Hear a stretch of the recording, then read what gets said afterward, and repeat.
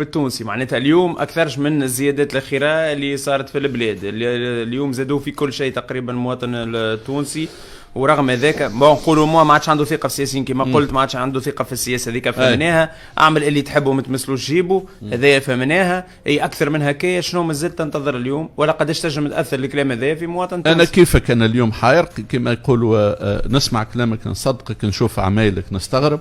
المواطن التونسي يتشكى يوميا يتشكى، لكن ما يعمل في حد شيء، في حالة غيبوبة حقيقة، في بيت للإنعاش. هل اليوم حقيقة نحن قادرين باش نبنيو دولة راعية بالمفهوم متاعنا؟ قبل عندنا 840 ألف موظف، عندنا الدولة عندها قوانين بيتها وما تصلحش تحمي، وحكيت لك 1000 مرة في عائلات الاحتكار. عندنا اليوم معناها اقتصاد ما هوش في يد الخاص، الاقتصاد في يد عائلات وفي يد إدارة مكبلة بقوانين قديمة وعادات معناها بيروقراطية، وبيروقراطيين ما عندهمش فكر جديد لبناء اقتصاد حضاري.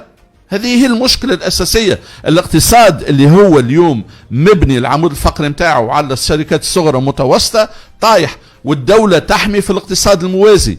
يكذب عليك، ما عندناش اقتصاد اسمه 50% موازي و50% منظم، مش صحيح. الاقتصاد كله ولا موازي. انت يلزم تسأل روحك سؤالات ابسط من هكا، والمواطن يلزم يسألها. وانت تمشي تلقى الكراهب، تلقى العباد كونسومي، تلقى العباد تشري، تلقى البنوك تعمل في قلت لك 1000 مرة بينيفيس ريكور، تلقى العقار طالع بأسوام غريبة والعباد قاعدة تشري. يلزم تسأل روحك منين جاية الفلوس هذه؟ شكون يحمي في 20 مليار اللي قاعدة تدور في الأسواق اليوم خارج المؤسسات المالية؟ كيفاش تنجم تتحكم في دولة وتنظم اقتصاد وقت اللي أكثر من 50% من المواطنين ما عندهمش علاقة بمؤسسة مالية؟ كيفاش تنجم تتحكم وقت اللي عندك تيفيا في 20% وعندك معناها وش اسمه ريجيم جبائي هذا اللي هو في 35-45%، وقت اللي عندك تبيع في سيارات بمليار ونص ومليار و600 مليون و500 مليون، وتشوف العباد يوميا قاعدة تشتري وتستهلك. من أين شنو الماكينة هذه اللي قاعدة تدور في الاقتصاد التونسي؟ أنا لست قادر على فهمها اليوم، على خاطر ما عشتش في اقتصاد نتاع مافيوات كما هي. أنت تتساءل ماكش فاهم ولا تتساءل وعندك الإجابة؟ لا، عندي الإجابة.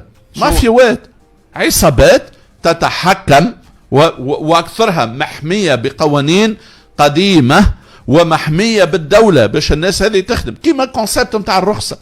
شنو هي الرخصة؟ هي الرخصة ما هي الدولة تراقب في شكون تعطيه رخصة لواج وتاكسي وبار ورستوران وجامع اكسترا باش يتحكم فيك ويتحكم في مسارك الاقتصادي. شنو هي حكاية الرخصة هذه؟ معناها سي ديبيلش، معناها شبين يعني في حبس انا عايش في بلاد حرة ولا مش عايش في بلاد حرة؟ مو نعمل كايد شارج ونمشي نخدم على روحي. كيفاش انت تجي البنوك التونسية والمؤسسات المالية تسرق في الكليون تاعها؟ انا وعندي توا شركه نتاع اسيورونس سرقتني في 44 مليون اللي اليوم ما خلصتهمش 4 سنين والمحكمه حكمت عليه، ومثلا ويحكموا افيك امبونيتي.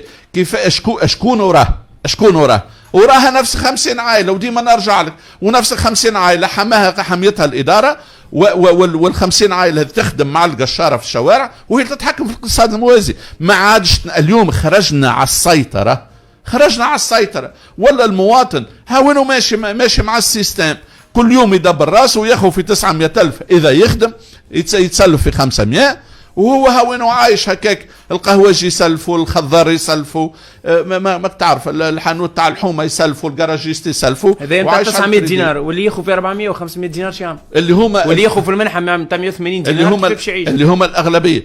أنا أقول لك هذوما الدولة يساعدها اللي الاقتصاد يكون موازي هكا باش تخلي العباد تدبر روسها في بعضها. هذاك هو على خاطر الدولة غير قادرة باش توفر إلى المواطن معناها ان سلاغ متاع احترام ومتاع كرامة، أجرة معناها متاع احترام المتقاعد.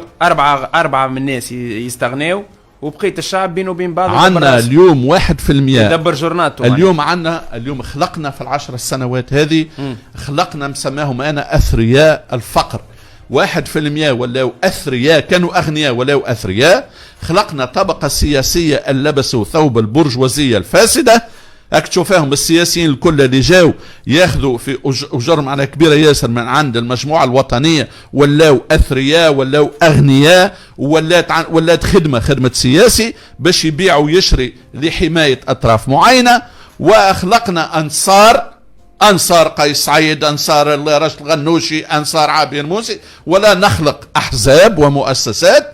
وهذه ولينا في تونس طوائف سياسيه وقبائل اشخاص وانصار اشخاص، وليست لنا دوله فيها مؤسسات. وزاد هذا اهبط معناها للاداره التونسيه اللي كانت هي تمثل معناها اساس قوي باش يحمي البلاد هذه. هاك تشوف العركه اليوم بين رئيس الحكومه ورئيس الدولة ورئيس البرلمان اللي هو غايب، اللي هو رئيس أكبر حزب في تونس حسب ما يقول هو الحزب الذي فشل. وعلاش فشلوا هذوم؟ علاش فشلوا؟ الثقة كي قلت لك أنا هي أساس الديمقراطية، أيضا هي أساس الازدهار والاقتصاد. اشتر الاقتصاد والازدهار هي ثقة في المارشي. هكا ولا الثقة هذه ما عادش موجودة، على خاطر الأحزاب بجميعها عندهم ازدواج في شخصيتهم وفي كلامهم.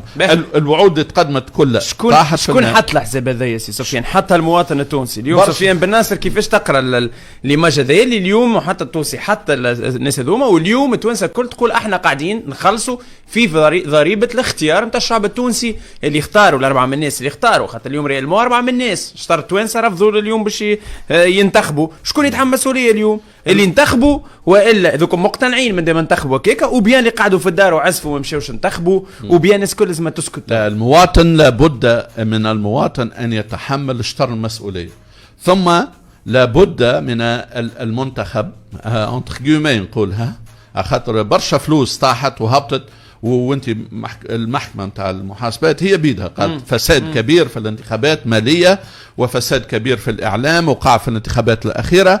انتخبت مجموعه معينه باش وصلوا يحكموا. نحن محكومين باقليه اليوم، باقليه 1,700,000 مشاو للانتخابات البرلمانيه، و4 ملايين مشاو للانتخابات الرئاسيه. هكا ولا اللي باش تنتخب رئيس ليست له صلاحيات، ليس هو المسؤول على السلطة التنفيذية. بين اللي رئيس الحكومة هو المسؤول، ورئيس الحكومة يخدم عند البرلمان، والبرلمان منتخب بأقلية وفي وسطها الماجوريتي متاعها بأقلية أخرى هو حزب النهضة اللي فشل في 10 سنوات. أنا نقصد عن نتائج، راه السياسة نتائج، السياسة نتائج. هذا حزب فشل بأتم معنى كلمة، وتدهورت الأمور، ونحن قلناها مدة 10 سنوات ونحن ننبه. قول أنت ما جاوش على طنق كما قال هو، ما جيتش على طنق كما قال راشد الغنوشي يا مومون دوني. مش اللوم فيه هو وحده، راهو واللي معاه الكل راه كلها رؤساء الحكومات كل خدموا عند النهضة، ما ثم حتى واحد ما خدمش عند النهضة. كي أنت تقول أنت الحزب الأول والحزب الأقوى اكسترا، تحمل مسؤولية الفشل واخرج من الحكم. لكن مش معناها نرجعوا بنفس الرجيم معناها السياسي اللي هو فاشل، بدستور غير معدل، بالسلطات ما هيش مفهومة. وهذه أنا وليت مقتنع 100%. هذه استراتيجية بالعاني عاملينها بالعاني. هذه استراتيجية يسميوها، أنا كنت نسمي فيها سياسة التهميش. هي ولات بالحق باش يفقروا المواطن ويطيحوا المجتمع. وانت باش تقول لي شكون يا اخي، شكون وراه لو راه في الحكم بكلهم زاد، راه بحزبهم الحر، بنهضتهم، بتحية تونسهم، بالتيار الديمقراطي متاعهم، بحركة الشعب، بأفاق تونس، بكلها مع بعضها، كلها خدمت مع بعضها، وهما بكلهم مسؤولين. حان الوقت لتطهير الجمهورية من أذوما لي بارازيت. ما عادش فيها تونس هذه، فيها دي بارازيت. ما تنجم تنظف البلاد هذه الا ما تنظف لي بارازيت وتنحي الكونسير هذا رب الجسد التونسي، وتعاود مصفر المدرسة المنظومة الحكم هذه. بالنسبة لي انتهت. قلت تحرك او الانهيار. حكيم بن حمودة كيف حكى على ازمة كبرى قادمة وانهيار مالي شكون عنده انعكاسات وخيمة. تحدث على 3 انعكاسات على المستوى السياسي والاجتماعي. قال شكون فما ازمة خطيرة، شكون فما تشكيك في مؤسسة الدولة كنت تحكي فيه، وقال باش يزيد من تعميق الازمة السياسية. دونك شنو هو الانهيار اللي تحكيوا عليه معناتها؟ إذا كان كما قلت انت معناتها كل شيء اور لا لوا، معناتها كل شيء خارج القانون وكل شيء قاعد يصير في السوق السوداء. واليوم دي مافيا تجيب في السلعه وقشاره تبيع والتونسي كونسومي وبيده هو يبزنس في وسط السوق والدولة حبيبته ويدبر في شهريته.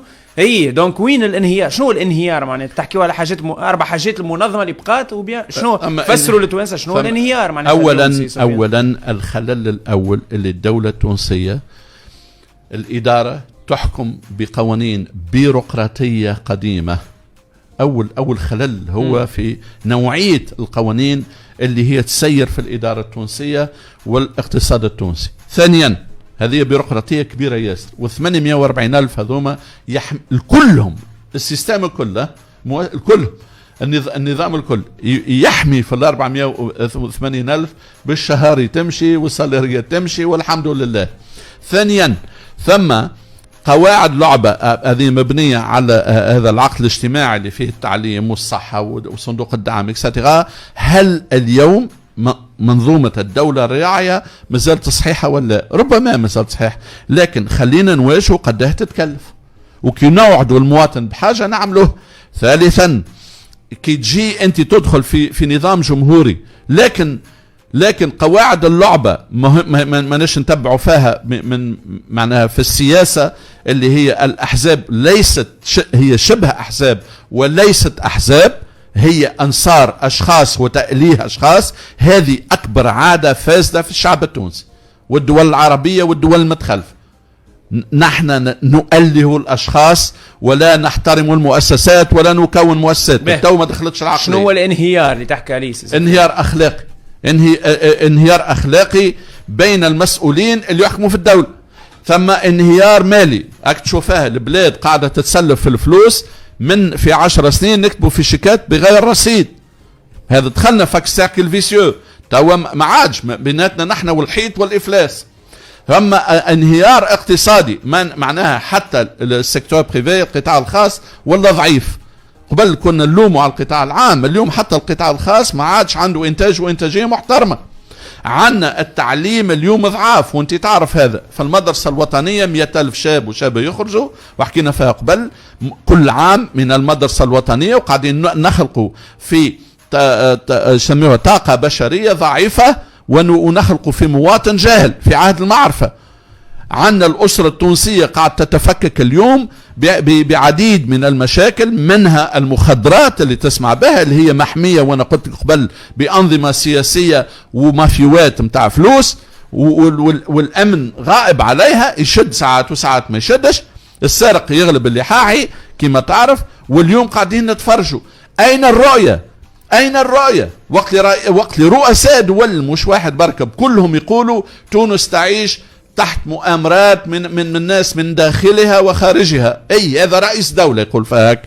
هل نعطيك انا رأيي، هل اليوم الكورونا اللي هي نورمالمون هي الأولوية، أهم أولوية في الجمهورية اليوم هي التلقيح ومكافحة كورونا لحماية حياة المواطن التونسي وصحته ونرجعوا لإنعاش الاقتصاد. هل اليوم هذه أنت في رأيك أنت ما يلزمهاش هذه تكون حالة طوارئ؟ هذا ما هم يحكموا في تونس بحالة طوارئ مدة 10 سنوات، عملوش بها حاجة. هل رئيس الدولة عنده مجلس أمن كامل اليد في اليد مع الآخرين ونحاربوا في الكورونا؟ لا أرى الشيء هذا. العباد الشيخة تحوص تقابل في السفراء ورؤساء الحكومات والملوك وكل شيء، وحد شيء ما هو موجود. أنت تعرف في جمعتين جاء رئيس حكومة فرنسا وروح ما عمل شيء، مشينا لقطر ما عملنا شيء، مشينا لامريكا الافامي وامريكا ما عملنا شيء. هكا ولا قاعدين نطلبوا بطبيعه سياسه التسول متبنيه مده 10 سنوات، والحل على خاطر حطينا ارواحنا في السيتواسيون هذه ولينا نتسول باش ما نغرقوش. خاطر توا نحن راسنا شطر تحت الماء وشطر فوق الماء، بيانتو باش نبداو تحت. وانت كي تسمي لي وزراء كما هذا حكيم بن حموده وغيره، بكل احتراماتي للاشخاص هذه هما تابعين السيستم، وكان وزير ماليه ولا انا ما عادش نسمع مسؤولين خدموا في الدوله وشدوا وزراء ماليه، وشدوا محافظين بنوك مركزيه، وشدوا رؤساء حكومه، وشدوا رؤساء برلمان ولا برلمانيين، هما النهار كلهم يتشكاوا من الدوله، وهما في قلب الدوله. سمعت تصريحات من عام الاتحاد العام التونسي للشغل البارح نور الدين الطبوبي، واللي قال انه البلاد ولات ضحكه في المحافل الدوليه، وتونس ولات ضحكه في المحافل الدوليه، وقال حتى الخرجات نتاع الحكومه الاخرى هي مجرد صور اعلاميه بركه. قال المشكله انه السياسيين في تونس مش مصدقين اللي هما يحكموا في تونس، لكن او ميم طون نحكيو على مسؤوليه يحملها زاد جانب كبير متوانسه اليوم للاتحاد العام التونسي للشغل. دونك بالنسبه ليك سفيان بناصر، الى اي مدى يتحمل الاتحاد العام التونسي للشغل مسؤوليه زاد هو في الازمه هذه؟ اللي يقول لك اليوم امبارح نور الدين طبوبي يقول لك متمسكين بمبادرتنا اللي هي الحوار، انها الحل الوحيد اللي باش نخرجوا من الازمه. الاتحاد التونسي للشغل مؤسسة عتيقة ونحترمها، وماك تعرف ساهمت معناها في تحرير البلاد من الاستعمار الفرنسي، لكن فقدت من المجموعة الكبيرة، الناس فقدت الثقة فيها وتشوفها كمشكلة من المشاكل. هي ولوتيكا واتحاد الفلاحين واتحاد نسائي، حتى المجتمع المدني متاعنا اليوم تميع، ما عادش عنده دور صحيح. اتحاد الشغل لن يتمسك بدوره الأساسي، هي يدافع على العامل التونسي والمؤسسات الصغرى، ويدافع على الأسرة التونسية. دخل في دولاب السياسة وحتى هو استغنى. أنا كي نمشي قدام الجي نشوف 20 باسات بالشوفورية نقعد نتفرج. هذه ليست منظومة متاع ناس تخدم أرواحها. يجمش واحد يخدم الريبريزونت العمال وهو يسوق بشوفار وراكم انتالي ب20 باسات وسالاريات كبيرة. انا حتى سمبوليك ما تجيش، ما تدخلش المخي. عندنا معناتها لازم كرب على قده يركب كالناس. شنو يركب في الكارخ؟ شنو انت جاي باش تاخذ باسات وشوفار؟ راك يا ولدي راك تروبريزونتي خدام، وواحد متقاعد ياخذ 400,000 تحكي عليه انت، والمراه تخدم في الحظاير تاخذ 180 دينار. شوف بزوج صغار ولا 3. اش تحكي؟ اش بيكم عايشين في الخيال في تونس؟ العباد تمشي للاداره التونسيه اللي منها تولت الاتحاد والوتيكا واتحاد الفلاحين وغيرها باش يتبذخوا وياخذ السيارات وياخذ الامتيازات الكبرى ويعيطوا له يا سيد الوزير والسيد الامين عام، ويلبس مرايه كحله وشباك كحل وبادي جاردز وما يشوفوش. هيك تشوف الكرنفال، هيك قاعد تشوف في مسؤولين في احزاب وبرلمانيين يعملوا في مظاهرات في الشارع، والبادي جاردز نتاع الرئاسه تحمي فيها وداخها وتضربها وعبس كاسك. شنو الكراكوز هذا؟ مش هي الكراكوز هذا للمواطن اللي عنده شطر عقل ما يعملهاش وتحب تقود بلاد. اين رؤيتكم؟ اين افكاركم؟ كيفاش ما تقولش الدين عند ربي كما يقولوا والوطن للجميع؟ حتى بالانجلي نعرف هذه وانا صغير تعلمتها. We love God and country. ضاعت هذه من المواطن. هذه اشخاص تخدم في مصالح ضيقة جدا وشخصية including LGTT وانكلو لوتيكا وانكلو اتحاد الفلاحين اللي شدتها زاد النهضة وغيرها. علاش اللوم في النهضة؟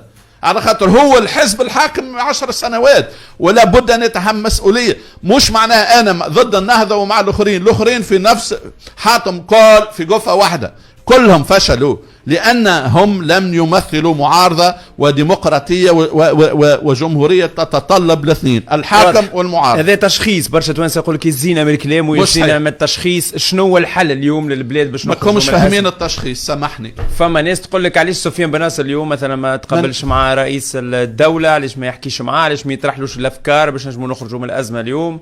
وجهت له رسالة كتب عليها رسالة من العقل للعقل من سفيان بناصر لقيس سعيد. دونك اليوم علاش ما تقابلوش؟ علاش تحكيش معاه؟ تقترح عليه حلول؟ ما حبش. وانا بعثت رسائل منك انت من البلاتفورم هذه نتاعك انت عده مرات، واعطيت اقتراحات صحيحه معناها مضبوطه، وقلنا نحن متطوعين ماناش نجري ورا مناصب. ما عندكش منصب تخلق الجمهوريه هذه كيما انت غاسان. والله كي تطلع وتهبط غيان ما انت غاس غيان. انا تكلمت وقت جات الكورونا، وقت اللي يصفق فيها رئيس حكومه، قلت تيجي نعطيك خريطه باش تخرج وتدافع على الاسره التونسيه وحياه المواطن بطريقه معينه لمكافحه الازمه هذه. ما تسمعناش. قدمنا رئيس الجمهوريه عديد من المرات بيقوم دور قيادي باش يخرج من البلبله السياسيه هذه والدولة هذه تستحق لقيادته. ما سمعناش.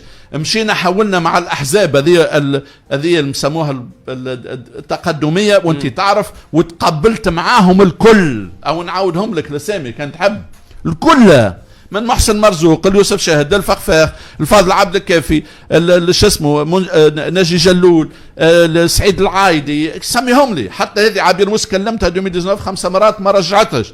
بكلهم وانا نحملهم هما المسؤوليه الاولى، على خاطر هما شتتوا الاصوات وضيعوا وكذبوا على المواطنين، كلهم كذاب. قيس سعيد حاولت تتواصل معاه ما جمتش.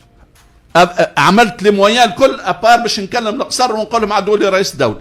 هذيك هي الحاجه الوحيده ما زلت نكلم النمر نتاع القصر ونقول له بلاي سفيان بن ناصر في التليفون عدوا لي قيس سعيد. هذه هي ما زلت. تو زعما هذا الكل انا رئيس دوله ما يحبش يتصنت لمواطنين كيفي. علاش؟ خاطر انا مواطن بسيط، لا امثل معناها حزب ولا امثل. هو يكلم في صحفيين بالنص ساعه ويكلم في عباد اخرى ويستقبل كتاب. انا حبيت نهز له كتاب اسمه الجمهوريه التي نريد، فيها رؤيه معينه. حبيت نهز له نكلموا على 5 مبادرات معناها مهمه جدا اللي نجموا نلقوا لها متطوعين وتعاون تونس باش ننوروا بها وجه البلاد، اللي تمس الشباب، تمس الدبلوماسيه الاقتصاديه، تمس شؤون المال، تمس الاميه، تمس مكافحه الاميه، تمس اليونيفرسيتي ديجيتال، تمس هذا الكل لن يستمع لها. اليوم سفيان بن ناصر كمختص في استراتيجيات إدارة الأزمات والمخاطر الاقتصادية، قلت بعيدا عن الشعبوية والمغالطات ومن الكلام هذا برشا لا محالة، قلت نجم نقدم حاجة لبلادي. اقترحت مقترح انت اليوم، قلت عندي دعوة ل100 تونسي مستقل بقيادتي انا كسفيان بن ناصر. الخريف هذايا قلت نمشيو مع بعضنا الولايات المتحدة الأمريكية باش نعملوا عدة مقابلات ولقاءات. شنو اللي مقترحوا اليوم سفيان بن ناصر اليوم؟ الله يبارك الله فيك، يعطيك الصحة انت تعمل تبع بالكدا. انا ايش قلت؟ تدخل في نطاق اللي يسميه دبلوماسية المواطن. مادام التوانسة ما عادش عندهم ثقة في وزارة الخارجية نتاعهم، وما عادش عندهم ثقة في السفارات، والمواطن التونسي ولا هارب من المؤسسات الحزبية والإدارية، قلت أنا كيفاش نجموا، على خاطر كانت عندي فكرة عندها أعوام هذه، وحكيتها راهو البن علي دون لو طون، وحكيتها المنصف المرزوقي وباجي قايد السبسي الله يرحمه، وقيس سعيد هذا حكيتها له وتغافير معناها الميديا برشا مرات. ثم حاجة يسميوها هذا لو ماركتينغ دو لا تونيزي، كيفاش نجموا نسوقوا تونس إلى العالم. وساعات ربما الطرق اللي هذوما التراديسيونيل ما تنجمش تتبعهم. كيفاش انا نلمد 100 تونسي منهم 50% باش يكونوا من الشباب اقل من 40 سنه، و50% اكثر من 40 سنه من الكفاءات التونسيه الكل. وقلت نهزهم الواشنطن دي سي ونيويورك سيتي باش نقابلوا، باش يسمعوا بوذناهم، وباش نهزوا 10 صحفيين. وانا جبت اوكسجين فام، قلت من الصحفيين اللي باش يجيو معنا ونحن باش نسبونسوريو الصحفيين هي اوكسجين فام. علاش؟ خاطر اوكسجين فام والديوان وراديو ماد وجوهره والمناره والاخرى نتاع قروان شو اسمها هذيك، صبره، هذوما نسميهم لي راديو دو بروكسيميتي، ياثروا برشا. وانا نشوف فيهم جوده اكثر بالنسبه للتوانسه، باش نهزوا الصحفيين. واحنا باش ننظموا اجتماع مع موديز ومع فيتش واس ام بي، هذيك اللي تعمل السوفرانتي دو ليتا، تقييم به، باش نسالوا السؤالات ديريكتومون، باش نعملوا تاون هول في اوتيل كل يوم 3 سوايع، وباش يجيونا ضيوف وباش يحكيوا مع المواطنين والصحفيين. باش يجي مسؤول من البيت الابيض، مسؤول من وزاره الخارجيه، مسؤول من ذوما البرايفت اكويتي، الشركه الاستثمار الخاص في الولايات المتحده من وول ستريت، باش نجيبوا اعباد من الثينك تانك معهد الفكر اللي نجموا ناثروا عليهم باش يوليوا عندهم فكره احسن واجد على تونس، باش ندخلوا في حوار مفتوح بين اقوى دوله وتونس اللي هي صديق تونس مده 240 سنه، واحنا اصدقاء معاه. يا خويا حل الحوار مع مواطنين ما غير تتدخل حتى واحد من الدوله، حتى واحد. لكن هم بعد يبلوكيك، تحكي وتسمع وكذا، من بعد كي تجي انت باش تنفستي الدوله تبلوكيك. لا، خاطر ما يتعدش عليها شيء، لا ما عندهاش يد فيه. لا، البريفي يلزموا يفك، الخاص يلزموا يفك. يلزمنا نفكوا الاقتصاد من يد الاداره والعصابات وال50 عائلة محتكر الاقتصاد التونسي، واليوم القرار السياسي مع ذلك. لابد، وانا نقولها لك، اكبر ثورة اذا تحب تقع في تونس هي الثورة الاقتصادية والفكرية. وسايب عليك من الكلام الفارغ الاخر، نفكوها من يد المجرمين هذوما والعصابات والمافيوات اللي نحكي عليها انا، اللي هي مكبلة الدولة التونسية. القطاع الخاص ويلزم هو اللي يفك الاقتصاد ونحطوه في يد الشباب التونسي حقيقة. تعرف ما عندك حتى فكرة على الناس اللي بعثت لي باش يحبوا يمشيوا، ما عندك حتى فكرة. واحنا كان ننجحوا في الزيارة الأولى، بعد باش نمشيوا للندرا، بعد باش نمشيوا لسويسرا، بعد نحبوا نمشيوا للجابان، ونحب نمشيوا كوري دي سود، ونحبوا نمشيوا لماسكو. هذه الدول اللي حكيت لك عليها من قبل باش نقصوا في التبعية للدول الأوروبية وفرنسا بالذات، ونوسعوا في العلاقات التونسية، ونعملوا سكون ابال بوزيتيفي ليكسبيريونس تونيزيان معناها، ولو ماركتينغ دو لا تونيزي. هذا الشيء لازم يعمل. هذا حبيت نحكي معاه مع رئيس الدولة باش على الأقل. انت باش تحارب منظومة كاملة معناتها، مش علاش نحارب؟ حتى المنظومة الكل اورينتي لفرنسا ومش قابلة تنفتح على أسواق أخرى، مكبلين. أنا نسمع في المواطنين معايا يوميا يقولوا لي سفيان كلامك صحيح واحنا معاك، واللغة الإنجليزية لابد يلزمها تعوض اللغة الفرنسية. تعرف سبيتش عملت وانا وياك مرة الأخرى هنا ديسكور 650,000 فيو عملنا أنا وياك على الموضوع هذا. معناها التفاعلات الإيجابية مع المواطن. ما عندك حتى فكرة، ما عندك حتى فكرة بين الشباب التونسي خاصة، وأنا في الديسكور هذا الناراتيف الصحيح. الشباب يحب يتحرر ويخرج من السجن. هذا انا ما نجم نعمله كان باليد. شكون باش يوقفنا احنا؟ 30 سنة في امريكا سفيان بن ناصر، 38 سنة في امريكا. شنو قادر تجيب لتونس مثلا؟ شنو قادر تجيب اليوم للتوانسة كحل تطرحوا عليهم ولا كبديل تطرحوا عليهم مثلا اليوم؟ ايوه شوف، هي الدول اليوم تسمع لنا كان في الخايب. انا نحب نحل حوار مباشر بين الكفاءات الشبابية في الجمهورية التونسية والميديا كيفكم انتوما، مع الميديا الأمريكية ومعاهد الفكر والمؤسسات اللي تنجم واللوبيات الكبيرة اللي تنجم تأثر على قرار سياسي. ميساج خلينا نحكي شوية ميساج حلو في بارونتيز على أمريكا. ديما تجيب حذايا، وعمرنا ما حكينا برشا على أمريكا. 38 سنة في أمريكا. يا اخي اليوم كي نحكيو ميديا مثلا، الناس كل تتهم في الميديا والاعلام موجه والاعلام تحت الحساب والاعلام تحكم في الحساب. يا اخي في امريكا مش كيف لا يا اخي. امريكا اليوم سي ان ان مش عندها تابع شكون، ولا نيويورك تايمز تكتب لشكون، وكل وسيله اعلام في امريكا عندها شكون، اليسار واليمين بالضبط. لكن وشفناهم ديرنييرمون ناس تضرب على بايدن، ناس تضرب على ترامب. لكن انت وكنت تحسب الكرونومتر تبع سي ان ان ولا فوكس نيوز، تبع بالكرونومتر تو تلقى يجيبوا سفيان بن ناصر ويجيبوا راشد الغنوشي ايجالمون. اما الصحافي حاجه والكرونيكور حاجه. الكرونيكور عنده الحق الاديتوريال، الصحافي ما عندوش الحق. والصحافي ما يتكلمش في بقعه الاكسبير. غادي تبع سي ان ان وفاكس تشوف وبلومبرج. رد بالك، قد ما تجيب ديمقراط قد ما تجيب ريبوبليكان. تاخذ الاديتوريال نتاعك تقول انا في وول ستريت جورنال مثلا كونسرفاتور، كيف انا ريبوبليكان يحامي على راس الاموال واللوبي اكسترا، مش مشكل. والديمقراطي يحارب على امور اخرى. اما تلقى نفس الوقت لهنا ولات اشخاص تخدم في راديوات وتلافز تدافع على اشخاص. اخي نسمة تدافع على شخص واحد، نبيل قرو ربي يفرج عليه. في الحوار كيف في التاسعة انت تعرف شكون مولاها كيف في الوطنية متاع الحكومة متاع النهضة. وين تشوف فيا انا في منابر اخرى؟ تعرف المنابر متاع دفاه، المنابر المستقلة اللي هي اللي راديو دو بروكسيميتي كيما اوكسجين وجوهرة وديوان وراديو ماد ومنارة والاخرى في القروان شو اسمه صبرة تبارك الله عليهم وناجحين. انا عندي اليوم تو بتشوف ثم مبادرة شفت انت مع السفارة الامريكية من هنا لو 20 جويي pour développer الميديا دو بروكسيميتي. وانا نحب نشجع القطاع هذا الحاجات نحب نعملها انا في تونس مع الميديا الامريكي، مع بلومبرج وسي ان ان وفوكس اكسترا. حاجه اخرى نجموا، انا قبلت شخصيه وطنيه تونسيه هو رئيس المنظمه اللي عندها شو اسمه هذوما برايفت اكويتي، الفلوس الخاصه في الانفستيسمون. تونس كامله فيها 3 مليار دينار هكا. هو قلت له شنو هي الاوبجيكتيف نتاعك؟ قال لي سفيان نحبوا نطلعوها ل10. هل تنجم تعاوننا؟ بالطبيعة هذا القطاع الخاص. هانا باش نعملوا فكرة ونمشيو مع بعضنا الوول ستريت ولندرا ونشوف كيفاش نوسعوا باش نشجعوا الاقتصاد الخاص. ثم حاجة أخرى، علاش ما نجمش أن نمشي ندبر دي بورس أخرى للشباب التونسي كان نجم؟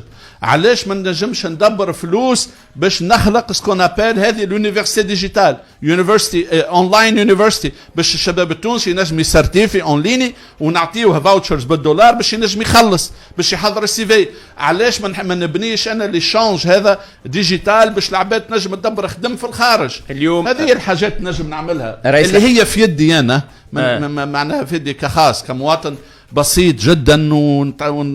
اليوم انت تحاول كانه توريونتي شويه العينين الولايات المتحده الامريكيه، لوخك احنا في تونس نتعاملوا كما مع فرنسا ولا احد غير فرنسا. ربحتش حاجه، كبلتنا فرنسا وشدتنا فرنسا، ربحتش حاجه. ما عند يا ولدي حتى كي هو يرقد على حط راسه على المخده يشمشيش في الليل يقول والله خلينا نقلب للصين انا نقلب لامريكا. لا فرنسا لا.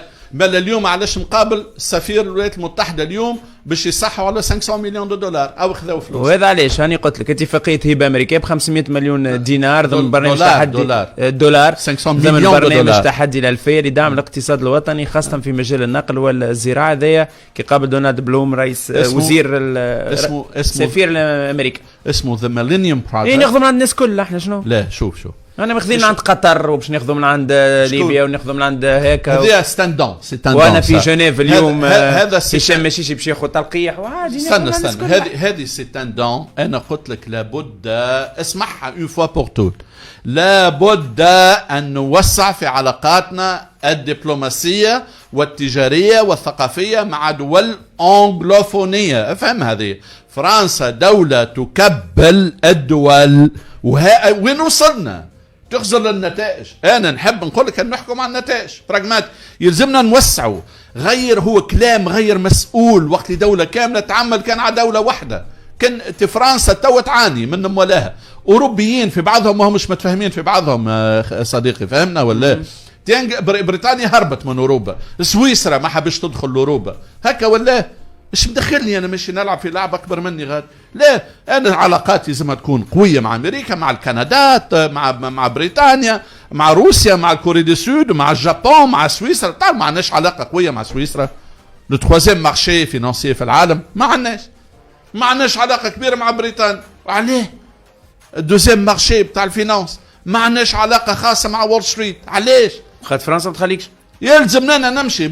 انا فرنسا ما تحكمش فيا، انا تونسي. هي خاطر انت انا ماشي وهاز 100 تونسي حبوا او كرهوا وهازهم للولايات المتحده وبشرف. خاطر انت عندك دوزيام ناسيوناليتي امريكان وما عندهم دوزيام ناسيوناليتي فرنسي. ربي يعينهم. اللي يحب يخدم صبايح لفرنسا مرحبا به. انا مانيش صبايح لفرنسا سي كلير، وباش نبقى ديما نكرر في الموضوع هذا حتى تلاقي حتى نشد رئيس دوله في تونس.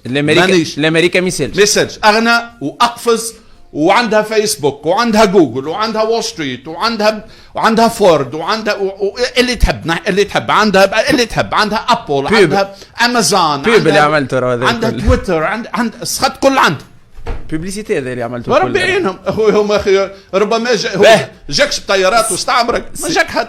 كيفاش تتعامل إدارة زعما السؤال اللي قاعد يتطرحته بقوة خاطر الناس كل ديما توانسة يتسوق لهم تعامل الرؤساء الأمريكان، كيفاش كان باراك أوباما، كيفاش كان دونالد ترامب مع تونس، كيفاش اليوم إدارة بايدن مع تونس؟ شوف السياسة الخارجية راهي في الولايات المتحدة ما تبدلش برشا بالنسبة لتونس. ثم ثوابت معينة. تونس اليوم مالوغوزمون مع الأسف مازالت يخسروا لها كان دون فاسون استراتيجيك، معناها أمنية ضد الحرب ضد الإرهاب وأفريكام اكسترا. نحب نوسعها. راهو أنا إنسان منطقي. أكبر مارشي فينانسيي تكنولوجيك وإنوفاسيون وانتربرونيا. نحب نوسع. ما يعرفوناش غاديك، ما يعرفوناش في خدمتك وكذا، ما يعرفوناش. هاني قلت تونس ما يعرفوناش. ما عندناش برنامج دو ماركتينغ، مش كدولة نحكي كمستثمرين كرجال أعمال. ما يعرفوناش خلاص. وما يخسر لك يقول لك يقول لك هذه دولة ديمقراطية والحاجة عملوها مشاو انتخبوا الإخوان المسلمين. هذا الشيء شوف هكا ولا هذا الشيء يقرأ في الريسك بوليتيك. حطينا في أخي بلاصة اليوم. هاي تركيا عاملة ايفوليسيون كبيرة. قارن في تركيا بلاد ليبرالية 100% وقوية اقتصاديا وناس تخدم على أرواحها. تركيا تحكم في شطر الاقتصاد الألماني. تركيا الناس رجالها رجال أعمال وطنيين صحاح، مش نحن رجال الاعمال نتاعنا اليوم ما نجموش يلمدوا 100 مليون دولار باش يمشيوا يشريوا تلقيح، ولا يشريوا دي زامبيلانس، ولا يبنيوا مدارس، ولا يزيدوا مكتبه، ولا يشريوا دي لابتوب للتلامذه، ولا يعطوا دي بورس للاطفال التوانسه اللي ما نجموش يقراوا. لا، اما هذيك كل 1% اللي تحكي عليه انت اللي هو يمثل 51% من القروض من البنوك التونسيه، اليوم ما قدموا حتى شيء للوطن التونسي، اللي هي الإدارة التونسية حميتهم في عهد بورقيبة يرحموا بن علي يرحموا، ما كانوش يلعبوا في السياسة. اليوم ولو يملكوا الكتل والأحزاب ويملكوا عديد من الإعلام، ما قلتش العالم الكل، ودخلوا الكورة.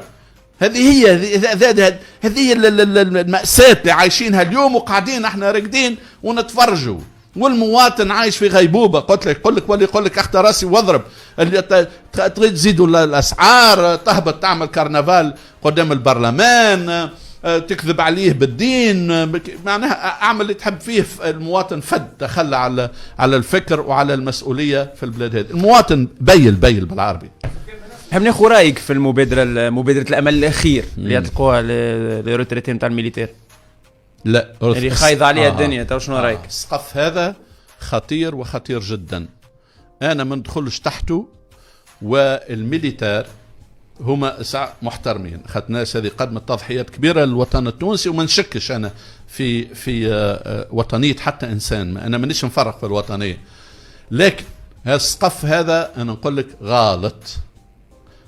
الامني ولا الجندي يبقى ديما تحت ذمه القوات المسلحه التونسيه حتى في التقاعد. قال لك الجيش ما عنده حتى دخل يا اخي، احنا ديروا تريتي معليش الحق نقوموا مبادرات سياسيه. لا خليه عندك. انا راني اخر واحد شد كمال العكروت مثلا ما عندوش حق يترشح رئاسه الجمهوريه. لا، انا ننصحه لا، وصديقه نحترمه، مش نقول له لا، ابعد السقف هذا لا. اسمع، تونس هذه اخر واحد شد عسكر وبن عليه هكا، ونعرفوا كيش وقع. برشا ناس تقول لك ناجحه الفتره نتاع. لا يا ودي، انا ناجحه لشيء وقت تقارنها انت باليوم تقول هو كان ناجح. شنو اللي كان ناجح؟ بن علي اعطاها الليله طرابلسي وعائلتها، وبن علي هو اللي خلق العائلات. اخي صخر المهدري ما كانش يملك شطر الجمهوريه، وبالحسن طرابلسي اخي قبل ما كنتوش تبدوا قاعدين في قهوه تخافوا تخبيوا تليفونكم اللي بدوا يسمعوا فيكم، والبوليسيه تضرب فيكم بالكف. امان نسيتوه هذا الكل؟ ما سمعتش انت تجمعيين قال لك نحن خلقنا استفد منهم؟ هذه الحارس، هذه اللي عامله فيلم، هذه نهار يا حليل انا اروح يعني طحت وشطب عليه شويه ماء واعطيني تربوشه، والاخر هذاك مشى للنهضه. سميهم ما تسميهمش احتقار معناتها اللي تعمل فيه. ما نخزلهمش، سميهم يسالش، ما نخزلهمش، ما نحترمهمش، مش ما نخزلهمش. شنو يقدموا لتونس؟ ماذا قدموا؟ سمي لي رؤية، سمي لي فكرة، سمي لي برنامج، سمي لي حاجة عملوها وهم يخلصوا في الصلاة. راهو اسمعني، راك انت التوم انا علاش نغلي؟ هذه ناس تخلص على المجموعة الوطنية، يخلصوا في صالير واحد، ياخذ في صالير هكا، ولازم ياخذ في صالير باش يهز باتري باك وهو يصور فيه.